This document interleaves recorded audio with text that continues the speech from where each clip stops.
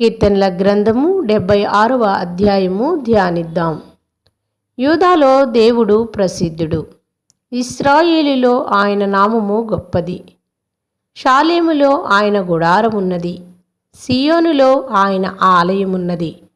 అక్కడ వింటి అగ్ని బాణములను, కేడెములను, కత్తులను, యుద్ధాయుధములను ఆయన విరగ్గొట్టెను. దుష్టమృగములుండు పర్వతముల సౌందర్యము కంటే నీవు అధిక తేజస్సు గలవాడవు. కఠిన హృదయులు దోచుకొనబడి ఉన్నారు, వారు నిద్ర నొంది ఉన్నారు. పరాక్రమశాలులందరి బాహుబలము హరించెను. యాకోబు దేవా, నీ గద్దింపునకు రథసారథులకును గుర్రములకును గాఢ నిద్ర కలిగిను.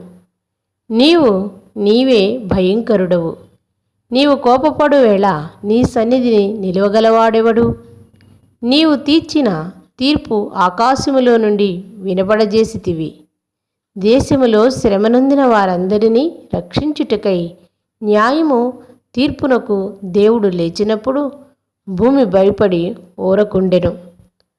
నరుల ఆగ్రహము నిన్ను స్తుతించెను. ఆగ్రహాశేషమును నీవు ధరించుకొందువు. మీ దేవుడైన యెహోవాకు మొక్కుకొని మీ మొక్కుబడులను చెల్లించుడి. ఆయన చుట్టూనున్న వారందరూ భయంకరుడగు ఆయనకు కానుకలు తెచ్చి అర్పింపవలెను.